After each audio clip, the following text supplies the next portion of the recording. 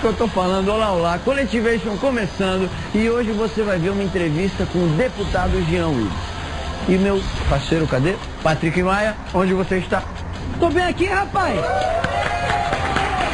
Tudo bem? Hã? Como é que tá?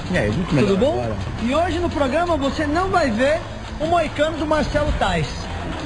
Enfim, Vai. já que teremos o deputado Jean Willis aqui no Coletivation, para aquecer, vamos ver algumas das campanhas políticas mais bizarras dos últimos anos no nosso Melhor de 5. E o primeiro, para abrir essa sessão espetacular, o Rambo de Natal. Vamos ver. Velho, que, cara? Isso aqui é muito bom, né? O mais legal é que o cara acha que vai se eleger por causa da foto, né? Olha só, se você tá em Natal e precisa de um personal trainer gordinho que se chama Rambo, você achou Cara, não, na boa, bem na boa mesmo. Se o Exterminador do Futuro se eleger, o Rambo também pode, né? Eu concordo. O próximo é o grande Bin Laden. Vamos lá, gente. Eu pensei que era o Zé Ramalho. Oh, muito bom, não, porque eu acho que quando você vai fazer uma campanha política, você tem que pensar, a quem que eu vou aliar a minha imagem? Já sei, ao maior terrorista da história. E o próximo, o poderosíssimo Clark Crente. Eu votaria nele, hein? Velho, não acredito, isso é inacreditável. Ele tem a cara daqueles caras no que o Brasil. nosso país Shampoo de propaganda de tem caspa. coragem, velho. Não parece? Não, isso aqui é sério, velho. Olha isso aqui, Patrick. Isso aqui é Clark sério, Crente. velho. Ele é o super-herói crente. Quando ele vê alguém mal, ele fala, queima ele, Jesus! Olha, acho que o inimigo do Clark Crente deve ser o Lex Luthor da Macumba, não? Enfim, vamos lá. Olha só o slogan deste maluco. Diz que sim, vai sim. É legal porque é a primeira vez na história que o Kiko quis se aproximar da gentalha, né? Cara, isso é... Se não votam nele, fala, conta tudo pra sua Vem cá, não, sério agora. Isso é sério? É de verdade. Isso é de verdade? Não é que a gente fez, isso aqui aconteceu. Isso aqui é o velho, Brasil. pelo amor de Deus, não, pelo amor de Deus, tem mais um, vamos ao próximo. E último candidato que deixou o Henrique Cristo morrendo de inveja. Cristo de Jerusalém. Não, é só ter cabelo comprido e barba, pronto, é Jesus, né? Olha só, mano, parece o Braddock, não parece Cristo. Não é verdade? Cara, a galera pela, velho. O Lula topou apoiar a candidatura, mas ele tem que transformar a água em cachaça. Enfim, esse foi o Melhor de 5 de hoje, bom demais. Cadê a nossa Branquela? O que é que você tem pra gente? Aonde você tá? Oi, Fiuk. Oi, Patrick. Eu tô aqui no Rio de Janeiro e hoje tem a premiere do filme Entre Nós. Um filme assim, recheado de estrelas globais. E eu vou falar com eles agora. Dá licença. Acabei.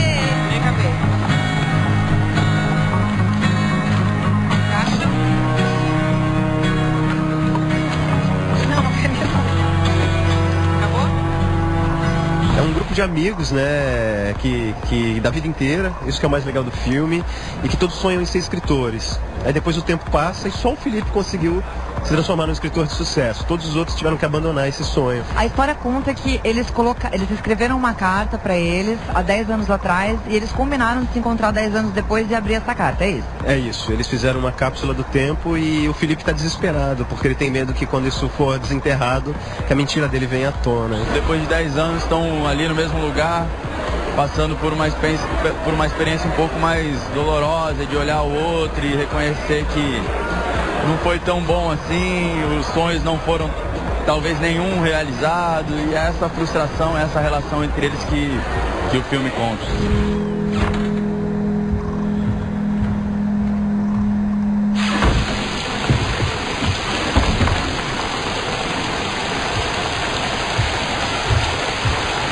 Não vai entrar, não? Nossa. Tem que entrar. Parte do processo. Tá telando, entra. Bora, girl. Sai. Não era tão cagona assim.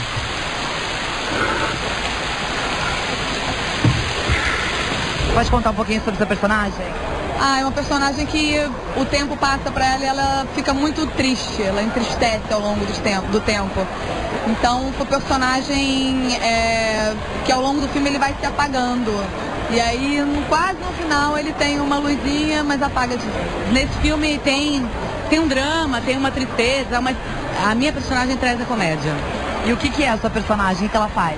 Cara, ela tá entre os amigos, ela é uma jovem intelectual e ela é casada com o personagem do Julinho, que é o Cazé, ela quer ter filho, ele não quer ter filho. Ela tá vivendo aí como mulheres de 30 anos, essas crises. Acho que o grande lance do filme é essa equação que a gente faz para poder equilibrar o que a gente queria com o que a gente uma hora tem que virar para pagar conta, para ser adulto. E a Silvana virou adulta, talvez de uma maneira não muito boa. Que é isso? Como é que você pode? Cada ano que passa fica mais bonita. Você fala como se não tivesse uma deusa. Mas eu não tive filha 6 meses atrás, né? 2 anos. 2 anos? Eu não acredito que vocês têm 2 anos. Tem 2 anos. Não acredito que você veio. Quem teve a ideia de fazer o filme? Foi o pai, foi o filho? Como é que foi? Foram os dois, foi junto. Desde há muito tempo a gente fala, pô, temos que fazer um filme nesse lugar que é muito bonito e tal. E aí ficamos anos até achar essa história. Quando a gente achou a história, a coisa começou a andar. Eu fiquei sabendo que vocês ficaram 5 semanas juntos, confinados. Eu queria saber se realmente isso foi necessário, se a ideia foi de vocês, se os próprios atores tiveram a ideia de ficarem juntos para ter essa intimidade. A gente pensou, vamos juntar todo mundo na mesma locação onde o filme ia ser feito. E foram 2 semanas. Durante essas 2 semanas a gente passou todas as cenas do filme. Então a gente conseguiu ensaiar o filme na própria locação.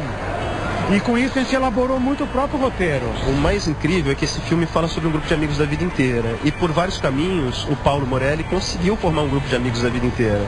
A gente eu, o Paulinho Vilhena, Júlio Andrade, a gente se conhece desde moleque. A Carolina Dickman com a Maria são amigas de infância. Então, quer dizer, ele formou um grupo de amigos da vida inteira de verdade. Era meio louco pra mim pensar em ficar tanto tempo longe dos meus filhos, longe do meu marido. Eu tava meio insegura e foi a melhor coisa que eu fiz. Eu acho que as pessoas vão sentir isso quando ouvir o filme, assim, como que a gente se deu bem, como que a gente se amou, como que a gente gostou de estar ali. Acho que esse relacionamento é o material mais importante do filme, é isso que faz o filme, o amor entre os personagens é verdadeiro. Seu Felipe, você que tá vivo, quando dá uma pinta no jornal. Se for. Aí se puder você. E aí, Felipe? Que tipo é esse? Meio gótico, meio tarde. Você tem espelho, cara? Vai escrever um... Você, meu amor. Vai escrever um suspense? Fala, meu bem, dá um abraço. Há 10 anos atrás, do Caio, qual era o seu sonho? Eu acho que era exatamente estar aqui hoje. Há 10 anos atrás eu estava fazendo praticamente o que eu estou fazendo hoje. Minha vida não mudou e eu nem quero que mude. Daqui a 10 anos eu quero estar fazendo isso. Trabalhando onde eu estou trabalhando, cuidando dos meus filhos, vendo eles crescerem. Eu sou um cara que posso dizer que eu cheguei onde eu queria estar. E é lógico que eu quero mais e vai ser sempre assim. Né? Eu estava fazendo alguma peça, sem grana, em algum puleiro em São Paulo, feliz e dura. Beijo, Fiuk, beijo, Colletivation, sucesso pra vocês. E agora a gente vai falar de coisa boa. Patrick, você tem um site pra gente hoje, qual que é o seu? Eu não tenho um site só não, eu tenho vários, porque eu tenho muito tempo livre e eu adoro encontrar os sites mais idiotas e inúteis da internet pra mostrar pra você. Esse é o nosso site do dia. O site do dia de hoje, pra mim, é uma grande aposta pro verão de 2014, super tendência, tá legal? Com vocês é o vestido de short. Isso não é um vestido, é um short, cara. Mas parece um vestido. Eu não tenho palavras nesse momento, juro. Eu não tenho. Eu acho que, existem coisas sexys e existem coisas short. E esse site conseguiu juntar as duas coisas na mesma coisa. É um short que é um vestido e é super sexy. Tem um tutorial muito fácil pra você aprender a usar o seu vestido de short. Dá uma olhada. Encontre um short. Vista-o de um lado só, depois você puxa ele até o ombro e o próximo passo, Fiuk, é sair arrasando na boate, meu amigo, porque aí você tá lindo demais, você tá entendendo? Olha que graça, Esse foi o nosso site do dia, entra lá e confere, manda pra gente também sua sugestão, só botar a hashtag no Twitter, Colletivation, site do dia, pra gente poder dividir com todo mundo essas informações tão relevantes. No próximo bloco a gente vai receber o BBB que menos ataca de DJ, o deputado Jean Willis.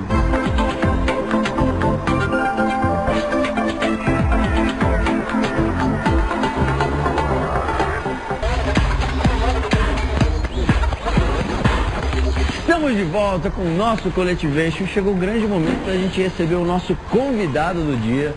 Com você, está preparado? Estamos aqui para isso. Muito assunto bom hoje, hein, gente? Muito assunto bom. Jean Willis, vem pra cá, Jean. Eita. Vem rodando. E aí, tudo bem? Pô, Tudo bem, Jean? Obrigado. Beleza? Seja bem-vindo. Obrigado por ter vindo. Nada. Fica à vontade aqui no nosso sofazinho. Calma aí, só pra gente começar já, tipo... Gostei do cenário. Bonito, né? Tudo novinho. Daqui uma semana... Pô, vou te falar, não ia falar nada do cenário, mas obrigado. Você falar que eu vou ficar muito feliz. Todo mundo trabalhou muito. A melhor coisa do programa, por enquanto, é o cenário. Não, eu até deixa quieto, eu já começar. E os apresentadores? Não disse nada do programa. Ah, para, obrigado. Vem cá, você foi eleito? Só por enquanto. Não, para que eu... Talento? É sério, vamos lá. Você foi eleito pelo 2º ano consecutivo como o melhor deputado. Parabéns, em primeiro lugar. Conta pra gente um pouco sobre isso, quais são os critérios para a eleição. Essa é uma eleição feita pelo Congresso em Foco, que é um site independente, jornalístico, que cobre o Congresso Nacional. E eles fazem uma seleção entre os jornalistas, são mais de 50 jornalistas que cobrem o Congresso Nacional de diferentes veículos. Eles fazem uma seleção, uma votação entre os jornalistas. Esses jornalistas montam um ranking, né, classificam quais são os melhores deputados. E depois eles submetem essa lista na internet, para uma votação popular na internet. Então, no 2º ano consecutivo, eu sou eleito o 2º melhor deputado, segundo os jornalistas. Não pedindo voto no Twitter, não? Não. Votem Não pedi não. E sou eleito pelo 2º ano consecutivo o melhor deputado na votação popular. Porque na votação dos jornalistas eu fiquei em 2º lugar e o Chico Alencar ficou em 1º lugar. Eu vou perguntar aqui. Na votação popular eu fiquei em 1º lugar, o Chico em 3º esse ano e o Romário em 2º lugar. E no ano passado o Chico ficou em 2º lugar na votação popular e eu em 1º. Então, os critérios são trabalho, assim. Então, quais são os critérios mesmo, assim? Explica.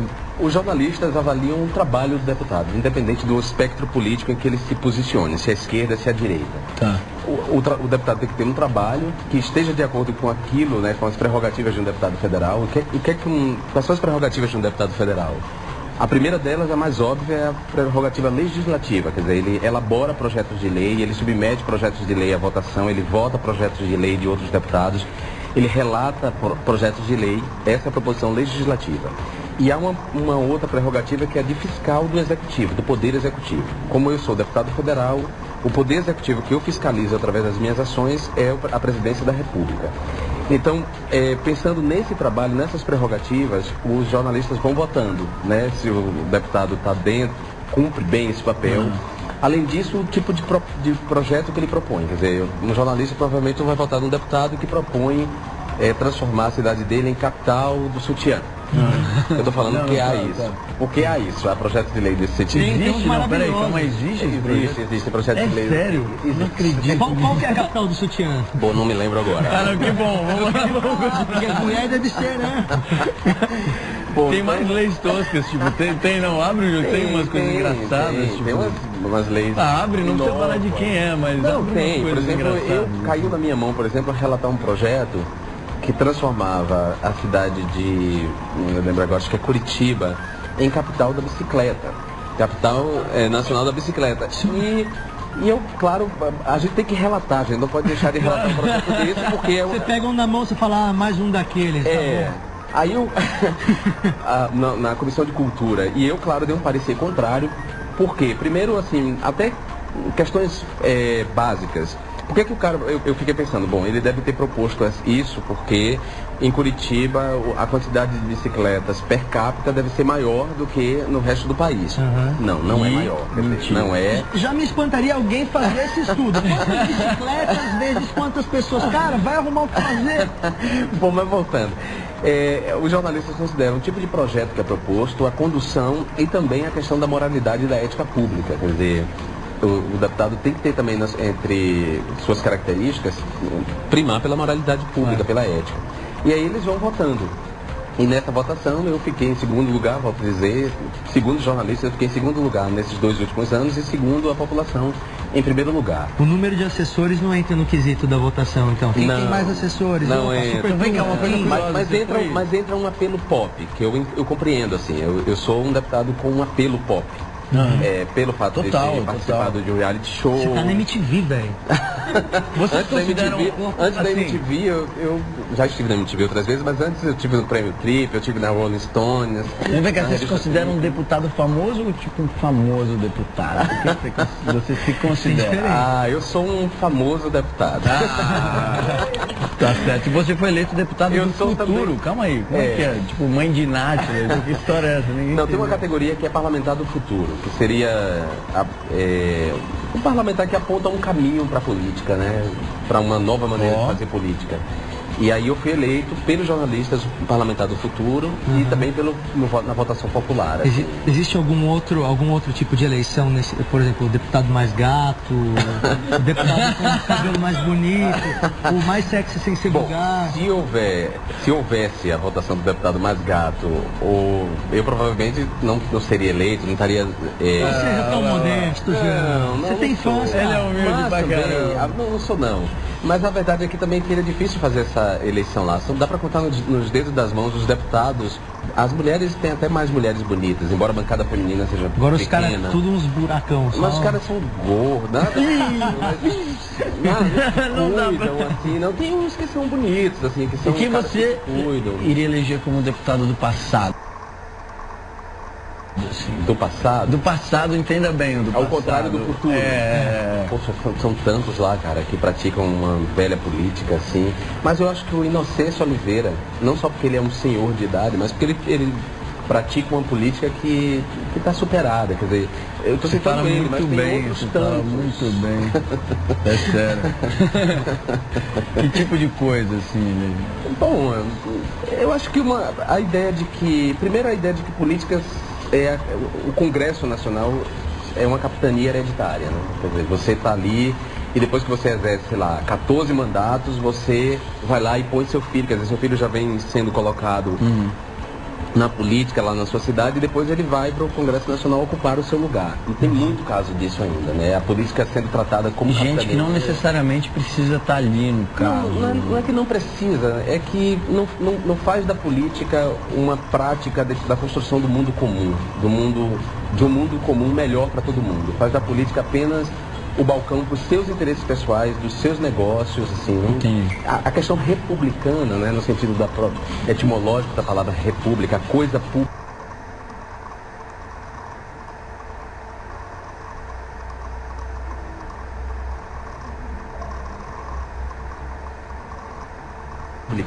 Não está em jogo. Eu acho que essa nova política, e aí não sou o único porta-voz dessa nova política, há outros deputados, a deputada Manuela Dávila também é a cara dessa nova política, com idade de 60 anos, pratica uma política nova, sabe? Não tem a ver com a idade, com a geração, tem a ver com a prática. E eu diria que majoritariamente a prática é a da velha política, embora uma nova política esteja nascendo. E o que você acha dos famosos que se elegem, assim? Porque é o único jeito que a gente tem que falar, né? Porque todo mundo bota lá em cima, é o jeito que chega pra mim também, inclusive, tipo o Romário, por exemplo. Eu acho absolutamente legítimo. Primeiro porque os famosos são cidadãos. E ele tá se mandando bem, ele tá mandando muito bem, né? Mas não vamos nem entrar nessa questão do mérito. Então tá. Não, é porque primeiro vamos tratar primeiro de uma coisa, depois a gente trata de outra.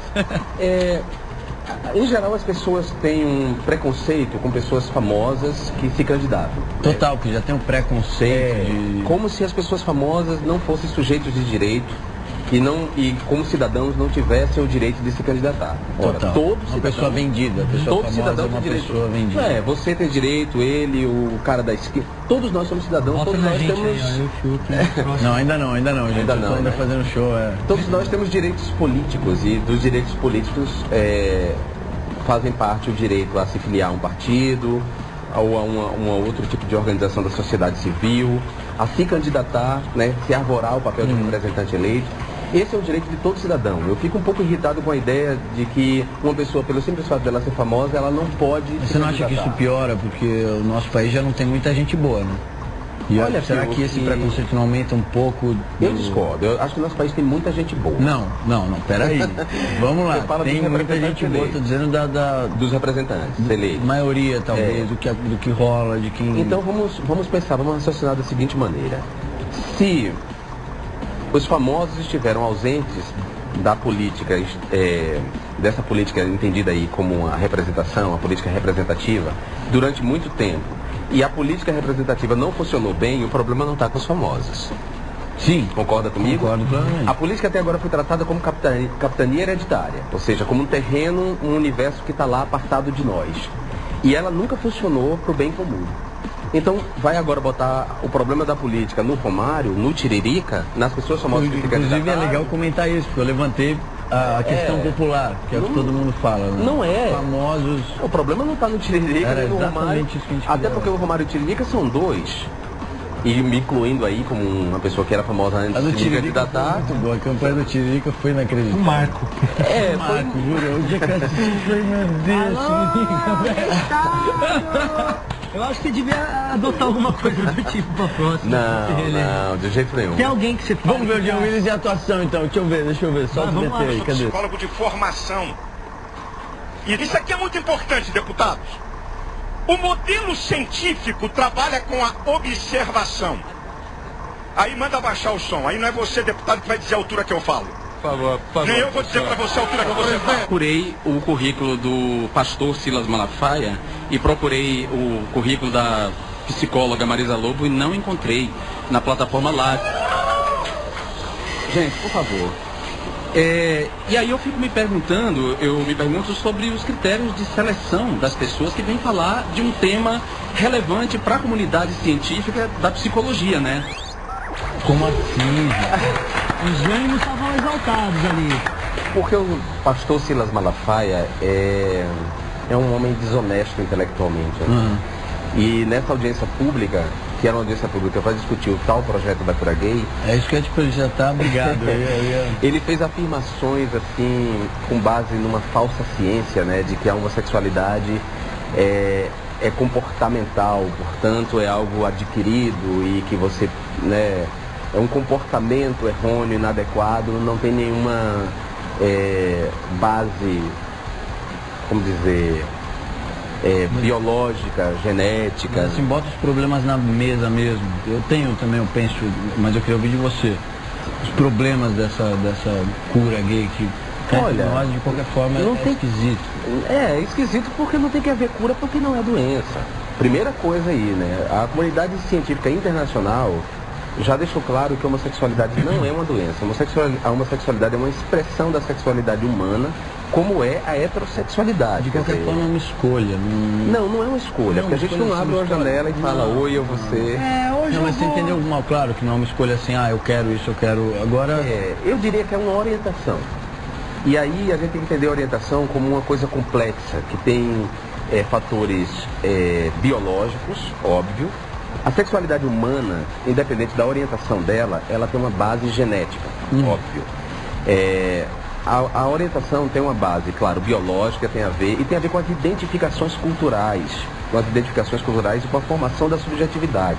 Ela é complexa, ela pode nos orientar para um caminho e para outro. Agora, a orientação sexual não quer dizer que você esteja exclusivo de uma prática sexual. Vou tentar explicar isso com exemplos, talvez fique mais claro.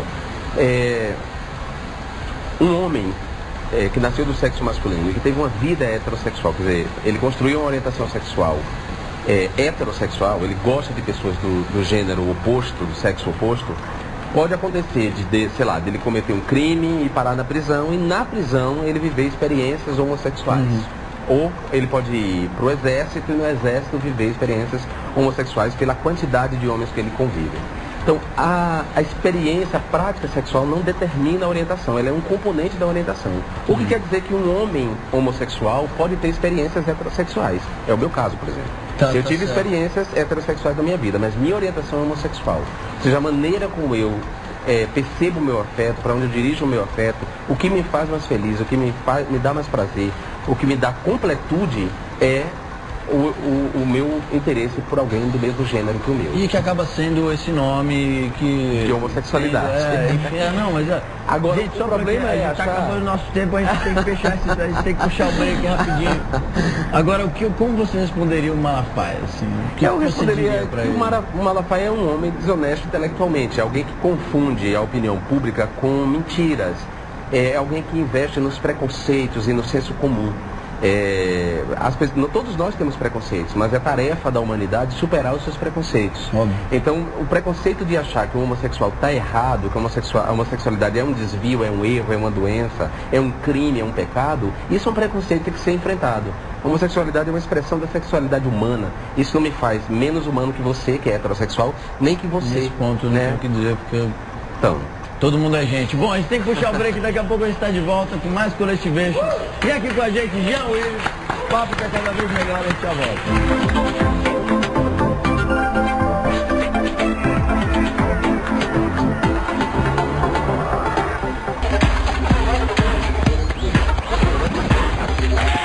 Estamos de volta com mais Coletivation. Continuando o papo, Jean, é o seguinte, que os políticos têm um pouco a fama de esquecerem o que dizem. A gente vai fazer um teste de memória aqui com você. Não disse ou não disse? Vão aparecer umas frases ali na TV. Certo. E aí vamos ver se você disse ou não disse. Ok. Eu espero que a vida com pensamento possa prosperar e vencer nas redes sociais. Disse ou não disse? Disse. Disse. Não, acertou. Disso, está faltando vida com pensamento nas redes sociais. Não só nas redes sociais.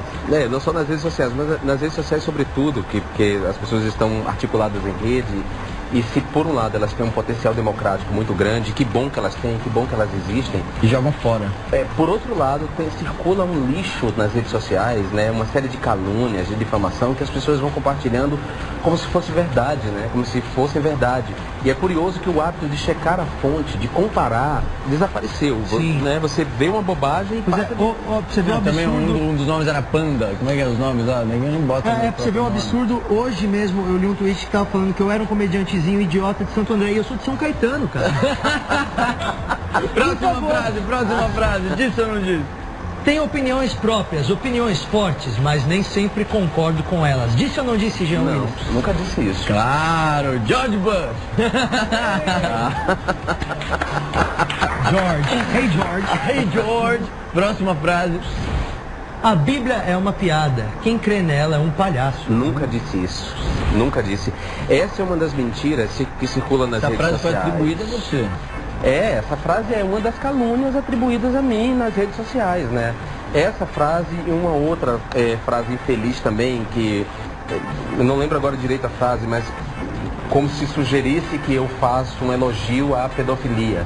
Isso é uma campanha difamatória, orquestrada pelos meus inimigos, pelos inimigos da diversidade, pelos inimigos da causa LGBT, dos direitos humanos. A gente tem... eu entrei, inclusive, com um processo na Procuradoria-Geral da República, porque a gente tem quase certeza de quem foi o autor dessa difamação orquestrada.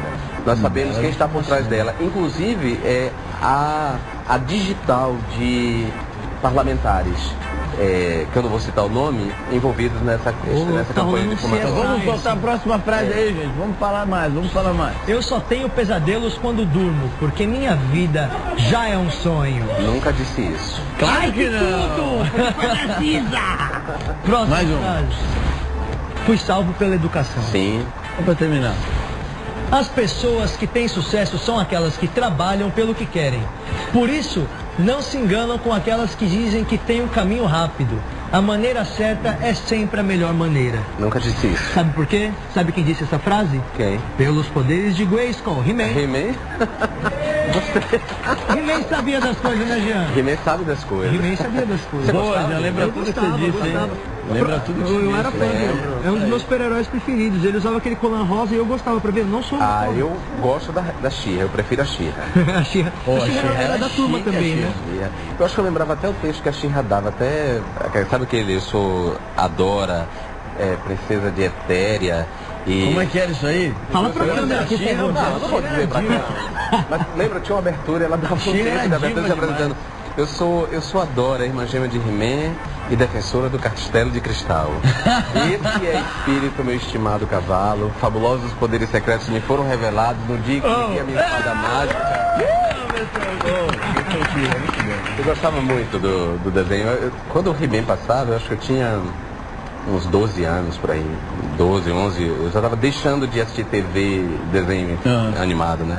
He-Man era massa, ele Não, montava falando em desenho, rolou agora não sei que canal que tirou do ar Tom e Jerry, porque acharam que era um absurdo. Que era violento. Tinham cenas violentas. Você concorda com o negócio? Eu vi isso, a gente estudando, que a gente estuda tudo, né? Eu não acreditei, mas como Tom e Jerry, eu assisti Tom e Jerry, assim, o desenho preferido da minha vida, eu assisti todos os episódios. Violento aonde? Vamos se preocupar com coisa que interessa, gente. Tom e Jerry é feito para as pessoas darem risada, gente. Sim, claro. Também eu acho que é um exagero de... Tem uma patrulha que está exagerando. Está exagerando, um policiamento exagerado sobre o... Né? Quer dizer, isso tem a ver com uma concepção de infância e de proteção da infância que é relativamente exagerada. A infância tem que ser protegida, mas protegida do que é perigo, não do desenho animado, né? Eu acho que enquanto se preocupa com Tom e Jerry, se permite que comercialize... Tem a obra do Monteiro Lobato. A obra do Monteiro Lobato. A obra do Monteiro Lobato, olha, vamos entrar nesse terreno. Vamos lá, Monteiro Lobato! Vamos lá. Eu acho assim que a subjetividade, quer dizer, o caráter de alguém, o eu da pessoa, quando ela vai se formando, o que ela consome em termos de arte, em termos de entretenimento, influencia. Isso é fato. Eu acho que Tom e Jerry é menos nocivo do que, por exemplo, os videogames que brincam com extermínio. Quantos jogos não tem de tiro pra caramba? Que não é só de tiro, de extermínio das pessoas. Eu dou um exemplo, essa semente caindo num terreno já problemático de uma pessoa com distúrbios psicóticos pode resultar em tragédias como a que aconteceu no Rio de Janeiro, de Realengo, por exemplo, que o cara lá matou 12 crianças numa escola. Mas a gente não pode julgar o conjunto das pessoas por causa dos doentes, por causa dos psicóticos. Claro, o Fiuk falou que ele cresceu vendo esses desenhos, eu cresci jogando videogame e eu nunca matei ninguém. Exatamente. Que vocês saibam. Bom, em geral as pessoas não matam, mas há quem mate e, quer dizer, essa mensagem pode cair de uma maneira errada na cabeça dessas pessoas. A gente não pode julgar a exceção pela regra. Quer dizer, julgar a regra pela exceção. Isso não é correto. O mesmo acontece com Monteiro Lobato. Eu não acho que a obra do Monteiro Lobato tem que ser banida das escolas, que os alunos deixem de ler Monteiro Lobato. Muito pelo contrário, eu tenho que ler Monteiro Lobato, eu li Monteiro Lobato, mas é preciso ter crítica, quer dizer, ler Monteiro Lobato com crítica. E é preciso despertar na criança, no adolescente, o senso crítico em relação ao Monteiro Lobato. Só para quem não sabe, estão querendo censurar a obra do Monteiro Lobato, assim... eu vou também entrar. Não é que estão querendo censurar, mas decidiram problematizar a obra do Monteiro. Já explica pra gente. Deixa eu explicar. Na verdade, o Ministério da Educação, através do seu... numa relação com o Conselho Nacional da Educação e com seus técnicos que trabalham no Ministério, fizeram uma avaliação de que a obra do Monteiro Lobato não pode ser lida sem crítica. Por quê? A obra do Monteiro Lobato, produto do seu tempo, veicula uma mensagem racista. E, de fato, quem leu aqui Caçadas de Pedrinho, vê que na boca da Emília, da personagem da Emília, aparece uma série de injúrias racistas contra a tia Anastácia. Xingamentos, a Emília humilha a tia Anastácia e xinga ela de macaca, de nomes assim, que tem a ver com... E não é no sentido bom, é no sentido... Não, no sentido pejorativo. Agora, claro, a gente tem que lembrar que o Monteiro Lobato, como eu disse, ele tem uma obra monumental. Não vai reduzir a obra de Monteiro Lobato a isso. Então, uma leitura crítica do Monteiro Lobato implica em dizer para o aluno que está lendo Monteiro Lobato que aquela obra é também fruto de um tempo. E naquele tempo que ele produziu aquela obra, a mentalidade racista do autor acabou sendo passada para os personagens que ele construiu. Mas isso não diminui a outra força que tem a obra de Monteiro Lobato. Ele tem uma força enorme. Sim, com certeza. Monteiro Lobato é um pré-modernista e construiu uma literatura infanto-juvenil brasileira, com as cores da nossa cultura, do nosso folclore. Falando em crítica, você continua assistindo o BBB, não? Olha, quando eu posso eu assisto, porque... Você ficou viciado em voto, por isso você fica... Eleição, BBB, paredão... Como é que funciona tudo isso? Não. Eu tô descontraindo, porque, desculpa, deve ser uma loucura aquilo lá. Você não foi pra lá, inclusive, saiu um negócio que você foi pra lá pra saber como que era o jogo, como funcionava? Foi lá pra estudar. Para estudar o na verdade, o BBB assim. É o meu objeto de estudo, né? Eu entrei no programa... Mas faz sentido agora que eu tô botando as coisas na mesa aqui, faz sentido isso aí. Porque eu acho que... Bom, eu sou um cara da comunicação, eu sou professor de teoria da comunicação e eu fiz o meu mestrado na área dos estudos culturais e eu decidi estudar esse programa porque eu não acho que a gente tenha que considerar um mero equívoco quando milhões de pessoas param para assistir um programa desse. Esses milhões de pessoas não podem estar erradas e apenas os colunistas de Segundo Caderno estão certos em criticar o programa, né? Uhum. Quer dizer, a gente tem que fazer um contraponto aí. E eu decidi fazer um estudo do programa na perspectiva não do endereçamento, ou seja, dessa leitura do programa, falar de uma maneira que eu estou usando o jargão da academia, desculpe. Mas é porque quando os colunistas de jornais avaliam o programa, você tá muito chique, cara. Não, eu vou deixar de ser chique. Eu vou deixar de ser chique. Às vezes até eu aqui pescando, falando, pô, ajuda aí. Vamos lá. Os colunistas de jornal, né, jornalistas, quando fazem uma crítica ao programa, fazem uma crítica do programa a partir do conteúdo ali e a partir da história de vida deles. Quer dizer, um cara com uma formação, é o que ele gosta, então ele vai lá e detona o programa. Ele está se lixando para o fato de que milhões de pessoas estão vendo esse programa e ele não se interessa de saber por que esse programa provoca tanta identificação nas pessoas a ponto de ser o programa de maior audiência. Isso me interessa mais. Ótimo ponto de vista. Isso me interessa mais. Por que milhões de pessoas param para ver um programa? Que tipo de identificação ela está gerando que a telenovela não consegue gerar mais? Por que aquele conflito, que não é um conflito construído artificialmente por um autor que imaginou uma situação, mas um conflito nascido da convivência de pessoas que não se conhecem e que estão presas, por que esses conflitos chamam a atenção, prendem a audiência? De outras coisas, você assumiu que você era gay no BBB, não foi? Não, eu sou assumido que sou gay desde os 16 anos. Eu disse. Não, vai, pra tua família talvez, você já... Não, pra minha família, pros meus amigos, pros meus alunos. Ah, então pra todo mundo, você só assumiu pro Brasil que você era gay lá. Pro Brasil, pro resto do Brasil. Achei que você tinha assumido a primeira vez. Como no programa, os gays que estiveram no programa antes, nas outras edições, não haviam falado da sua sexualidade, o fato de eu ter falado da minha sexualidade e da minha sexualidade estar no centro do conflito que estava vivendo na casa, isso tudo chamou a atenção. E ficou parecendo que eu disse que eu era gay ali. Agora até, para mudar um pouco de assunto, mas ainda falando disso, você é um político que levanta a bandeira e é sempre ativista e está sempre na causa, mas você não foi o primeiro. Teve o Clodovil, que foi assumido, né? Que foi um assumido, que chegou lá, porque acredito que devam ter outros que não assumem. Sim, mas o Clodovil, ele meio que inaugurou esse segmento aí. O Clodovil foi o primeiro homossexual assumido a chegar ao Congresso Nacional.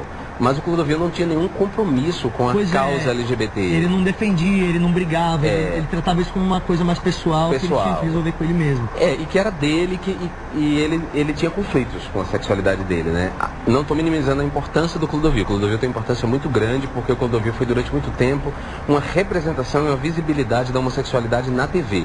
Né? A gente tem um VT dele, quer ver? Bota aí. Quebrando o pau com o Maluf. Eu não sei o que é decoro com um barulho desse enquanto a gente fala. Vossa eleição não teve 500 mil de votos, a não ser pelo seu valor de comunicação. Eu queria que todos soubessem que eu sou uma pessoa muito conhecida no país graças a trabalho. Eu não sou famoso por coisas desonradas, graças a Deus. Nossa! Quebrou! O maluco veio puxar seu saco depois que você foi eleito também, não? Olha, Jean! Não veio não. Mas voltando ao Clodovil, cara, eu gosto muito do Clodovil, assim. E eu fiquei muito feliz de que antes dele partir, né, para um outro nível de vínculo, onde ele está agora, a gente teve uma convivência, assim, uma relação pessoal. Eu fui a um show dele que ele fez logo depois que ele foi eleito. E eu conheci, ele errou uma letra da música e eu fui no camarim levado pelo diretor do programa dele. E aí eu elogiei o show e eu disse, olha, só teve um problema, você errou a letra do Jair Amorim, do Evaldo Gouveia. Isso é porque você é professor, foi corrigir o cara no camarim. Eu queria falar com ele porque ele errou a concordância. Não foi, era um erro, não era de concordância, era um erro, bom, isso não veio ao caso.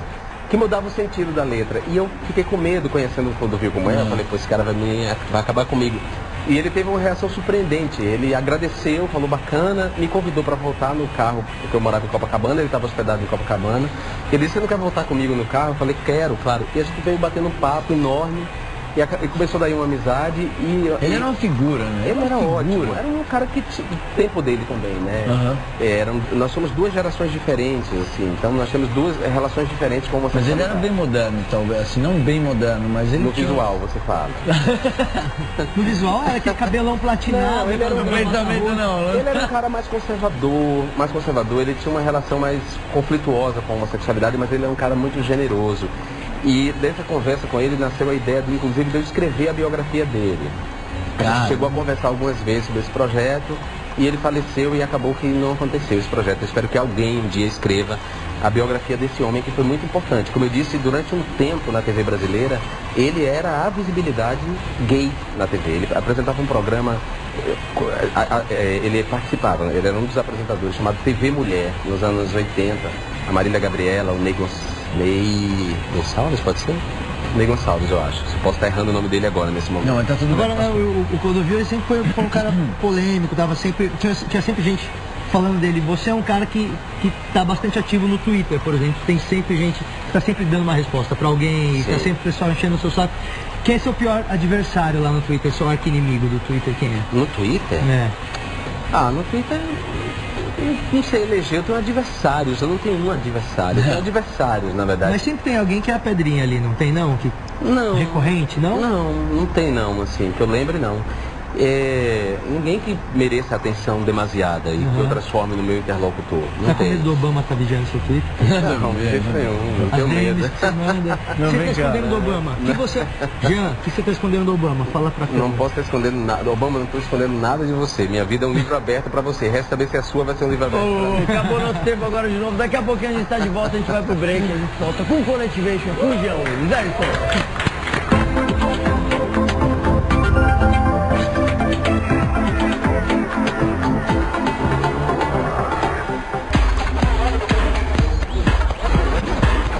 Estamos de volta com o Coletivation, aqui com o Jean Willis. Vem cá, teu nome saiu de um carro? Parte dele. Parte dele. Parte do carro ou do nome? Não, parte do nome. Minha mãe, minha tia sugeriu a minha mãe que eu me chamasse de Jean, porque ela tinha lido numa fotonovela o nome de um ator de fotonovela, não é do seu tempo, mas nem do meu, mas houve um tempo em que não havia novela, havia fotonovela. E havia um ator chamado Jean-Pierre, e ela sugeriu minha mãe que batizasse de Jean. Mas meu pai era pintor de automóveis e gostava do Aero Willis. E com isso nasceu esse nome bacana. Com isso nasceu Jean Willis. Você já quis mudar teu nome pra ser enganado? Até os 13 anos eu odiava esse nome. Qual o nome que você queria? Que era teu sonho? Não tinha um nome que era o sonho, mas eu queria não chamar um nome simples. João. Jean Landau. Não, poderia ser Jean, porque Jean é João. Não, mas Jean é legal, Jean é legal. Mas eu queria me chamar João ou Jairo, sei lá, um nome mais simples, Jean Willis. Mas Jean Willis é chique, não. Jean Willis é chique. Você viu aquele documentário daquelas 3 cegas que elas fizeram até o show do Gil? A pessoa é para o que nasce. Eu sei quem eu sei, mas eu não Então, o que é o título desse documentário? A pessoa é para o que nasce. Então talvez esse nome tenha a ver com esse fato. O nome me impôs um destino. Tá certo. Você é formado em jornalismo e o pessoal fala assim muito errado em Brasília, você tem um pouco de problema com os meus colegas? Com os colegas. Olha, tem alguns colegas... acaba corrigindo, te falando, não é pra mim, é pra eu fazer. Não, olha, primeiro vamos pensar o seguinte, eu sou partidário da ideia de que existem falares. O Brasil é um país continental com vários registros linguísticos. E acho que a função da língua, primeira, é a comunicação. O papel da língua é comunicar. Então, se um menino que está vendendo, sei lá, picolé na rua, chega e eu pergunto para ele, você tem picolé de quê? E ele diz para mim, tem picolé de imbu, creme holandês e, sei lá. Eu não vou corrigir o cara, porque a comunicação foi feita. Agora, há instâncias da nossa vida em que a norma culta tem que ser utilizada, né? Você está com o Brasil, você complica tudo. A norma culta da língua. No Congresso Nacional, eu acho que os deputados poderiam primar mais pela norma culta da língua, pela língua normativa. Mas eu queria saber, você corrige, chama de cantinho falante. Seu grammar nazi, sabe, assim? O nazista gramatical. Não, e acho um saco quem é. Não faço esse tipo de coisa. Mas com ninguém, você chama de dar só um toque e falar... Não, eu só faço isso quando eu quero sacanear a pessoa.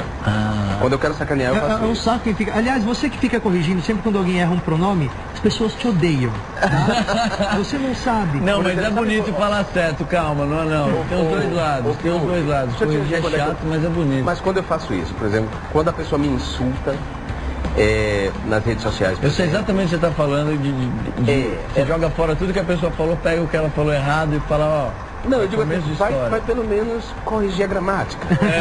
Me insulte com classe. Volta, aprende a gramática e volta e me insulta. Quer dizer, eu faço isso não porque eu dei importância à norma culta da língua ou à gramática. Devolvendo de uma forma chique e educada. Ela um pouquinho. Vem cá, você dava aula, né? Eu dou aula ainda hoje, até hoje. Esse semestre eu não dei aula porque de fato ficou impossível devido ao volume de trabalho que eu tenho. Mas você gosta, assim, você é um bom Gosto da aula. Eu sou um bom professor, sou um professor que estou sempre numa economia de amor e ódio. Tá certo. Os alunos gostam de mim porque eu sou um bom professor, porque eu domino o conteúdo, porque as minhas aulas são muito bem pensadas. Eu fico a madrugada pensando na aula, Chega no filme que eu vou citar. Não faço musiquinha, mas levo... Mas não, aí é professor de cursinho. Mas eu levo música, eu penso na música que tem a ver com o tema, eu penso no filme, no trecho da literatura, eu leio. Você gosta de ensinar o que você pode ensinar. Então os alunos gostam de mim porque eu sou um bom professor, mas ao mesmo tempo eu sou um professor que cobra dos alunos o desenvolvimento das suas competências e habilidades. Então, aluno para mim que não faz da escola um lugar de transformação, que não aprende, que entra e sai do mesmo jeito, com os mesmos preconceitos, com o senso comum, esse aluno para mim é rechaçado. Você dá aula onde? Eu dou aula na Veiga de Almeida, Universidade Veiga de Almeida, e dava aula na SPM, na Escola Superior de Propaganda e Marketing do Rio, porque a SPM também em São Paulo. Eu dava aula de teoria da comunicação, eu dou aula nos cursos de jornalismo, publicidade e propaganda. Dou aula para o ensino superior, né? Então eu tento fazer da minha... Eu sei que é um assunto árido, teoria da comunicação, quando o aluno de jornalismo pega essa matéria, a tendência dele é rejeitar a matéria. Eu tento fazer dela uma matéria prazerosa, que politiza a existência, mas eu quero que ele se comprometa com isso. Total. Né? Porque tem aluno que não se compromete, tem aluno que está em sala de aula com fone de ouvido. E o pai pagando a faculdade. Claro, mudando um pouquinho, você declarou que o salário de deputado é ruim. Isso é o que eu chamo de fruto da ignorância, da estupidez generalizada que está tomando conta das redes sociais. Eu digo sem medo de ser feliz. Eu dei uma entrevista para o Marcelo Taz, um programa dele chamado Taz ao Vivo, e há perguntas dos internautas, e um internauta me perguntou se eu achava que o salário de um deputado era um salário excessivo e obsceno. Eu falei, eu vou falar por mim. Eu comecei minha fala dizendo isso. Vou falar por mim, da minha experiência. Eu sou um deputado que vivo do meu salário como deputado. E feitos desconto de imposto de renda, desconto de fundo partidário. Eu já passei poucas vezes por isso também. Feito todos esses descontos, o meu salário líquido hoje é basicamente o que eu ganhava como professor 40 horas, dedicação exclusiva do ensino superior. Dessa frase dita com esse rigor de detalhes, virou João Willis diz que deputado ganha mal e que deputado ganha igual a professor primário. Quer dizer, é a deturpação generalizada que eu estou dizendo, é aquilo que as pessoas não prestam mais atenção, elas saem repetindo e às vezes elas fazem por ignorância, outras vezes elas fazem por má fé. Só para gerar polêmica. Não, teve gente que fez por má fé, pegou a fala e deturpou ela. Desculpa, quanto é o salário? Eu estou tentando me segurar aqui no quanto que é o salário. O líquido ou o bruto? O bruto. O bruto tá, acho que 25 mil, uma coisa assim. Líquido quase metade. Por isso que é legal a gente falar com o político. A gente pode perguntar quanto que ele ganha e ele tem que falar. Assim, quanto ele ganha? O bruto. Não, mas é público, na verdade. Sim, então, por isso. Varia, alguns meses vem isso, outras vezes vem... Eu não lembro, é temeroso dizer isso porque eu não lembro agora o valor exato. Mas aí vem todos os descontos e ele eu já passei por isso. Assim, ele cai para 12 Posso falar sério, por aí. Sério? Eu tenho também, fora todos os impostos que a gente tem no Brasil, ainda tem porcentagem de um, porcentagem de outro, que é na equipe, gravadora, tudo. Uma vez eu ganhei um cachê ótimo, assim, que comecei a pular de alegria, caralho. Quando você viu, você embolsou. Quando eu vi, tinha menos da metade, por exemplo. Foi mas tipo olha, assim, eu fiquei uma hora me concentrando pra não sair atirando em todo mundo. Eu fiquei tipo... Bom, mas deixa eu te dizer uma coisa, já que a gente tá na MTV, a gente tá, sobretudo, um programa na internet... E outra, a gente fala aqui de uma forma... vai ser desdobrado, eu quero deixar claro, isso não é um mau salário. Se a gente comparar, inclusive, com o salário mínimo que muitos trabalhadores ganham, isso não é um mau salário. Mas isso não é um salário obsceno se a gente comparar com o salário de um executivo do Bradesco. Se a gente comparar com um executivo de gravadora. Se a gente comparar com outras categorias, o que eu acho que a gente tem que tomar cuidado é com essa ideia generalizada de que todo político rouba e de que a verba de representação, que não é o meu salário, que não está incorporado ao meu salário, vem para o meu bolso. A gente tem que parar com isso, com reproduzir, porque isso afasta as pessoas da política. Nem todos os políticos são desonestos, nem todos os políticos fazem malversação. Foi a pergunta que eu comecei, que eu falei, que está acostumado com pessoas ruins, você falou, não, tem gente boa também. Claro, e a gente tem que claro que tem, isso. Mas, infelizmente, somos minoria. Mas pode ser maioria se a gente não passar a reproduzir. E falando das manifestações, sério, o que você achou das manifestações? Maravilhosas. Assim, eu acho que, mas começou a desandar um pouco, assim, né? Ela começou a misturar, a gente que não tinha o que fazer na internet ali. Eu fui pra rua mais pra ver, né, do que mais pra sentir o calor mesmo das ruas, as vozes estavam se levantando. Fui pras ruas no Rio, fui pras ruas em Salvador. Você achou interessante o que em São Paulo fazendo? Você ficou com medo? Olha, não, não tô medo de gente, muito pelo contrário. Não é medo de gente, estou dizendo porque começou a rolar umas coisas esquisitas. Sim. Hostilização política, bastante. Houve muita hostilização política, mas eu mesmo, quando eu fui identificado lá, eu não fui hostilizado. Não aconteceu isso comigo, mas houve hostilização a político, hostilização a partido. Eu acho que são os descaminhos de uma manifestação que é bacana. Quer dizer, eu acho interessante que o povo brasileiro vá para as ruas, esteja mais atento à política, faça a democracia direta, né? Ele elege representantes, mas ele pode fazer a democracia direta através da organização da sociedade, através de referendos, plebiscitos ou de manifestações como essas. O que me preocupa é quando essas manifestações que começaram com propósitos legítimos e nobres, né, a questão da mobilidade urbana, os gastos nas obras da Copa, viraram palco para fascistas. É disso que eu tô falando. Para gente que pedindo fim de partido, gente pedindo volta de ditadura, gente estúpida que faz esse tipo de maldade, né, de deturpar falas de alguém e botar para circular na internet, gente que não compreende o papel mesmo da democracia, né, a democracia como uma geradora de direitos. E que é importante a gente claro, saber os nossos direitos, sabe? Todos os direitos. Não misturar muito, eu acho que misturar fogo, sabe? A gente tem que ter maturidade para... Pois é, Fiuk, a gente tem que lembrar que a democracia é um sistema gerador de direitos. Então, na democracia cabe a voz dos indígenas, cabe a voz da população negra, da população LGBT. E houve fascistas nessas manifestações contrários, inclusive, à expressão política desses grupos. E a gente não pode admitir isso, entendeu? Total. Numa democracia, todos os grupos políticos têm que se expressar, têm direito à representação política, à organização política. O movimento negro, o movimento LGBT, o movimento indígena, o movimento de mulheres existe graças à democracia e a gente tem que preservar a democracia. Bom, e como você falou que tem gente que distorce, tem polêmica toda hora no jornal, tem site falando de você toda hora, nós criamos aqui no Colectivation e queria que você participasse do nosso gerador de polêmica. Não adianta outros programas tentarem copiar, isso aqui está patenteado. Atenção, jornalistas, vai ficar mais fácil o trabalho de vocês, porque aqui a gente vai tirar uma frase, uma parte da frase de cada caixinha. Isso vai compor uma polêmica com Jean Willis. Eu vou fazer a primeira, você faz a segunda. Por exemplo, Jean Willis recebe comentários homofóbicos de mãe de santo. Ó como vai ficando. E volta pro armário. Bom, essa é a frase para ir para as redes, eu acho que é mais ou menos assim que o jornalista faz. Alguns. Eu acho, alguns. Tem muitos que fazem. O pior que é meio por aí, né? Eles devem pegar, eles devem ter 3 caixinhas. É verdade, eles devem ter 3 caixinhas. Peraí, de alguns jornalistas. Alguns, não estamos generalizando. Pelo amor de Deus, porque tem jornalista muito sério. Deixa eu virar isso aqui para você não ler o que é, vai lá, pega. Mas novamente, minoria. Vamos lá. Lê. Jean Willis participa de paródia com José Sarney. Tá ficando bom. E posta orgulhoso nas redes sociais. Que bonito! Viu, tira um vai fazer lá, vai. Vamos ver. Jean Willis divide sanduíche natural com... Vamos lá. Tá bom, né? Vamos lá. Espero que seja com a Letícia Sabatella. Pelanza. Pelanza não é aquele vocalista da... Desculpa, só mandar pra... Ó, Jean Willis divide sanduíche natural com Pelanza no Pelourinho.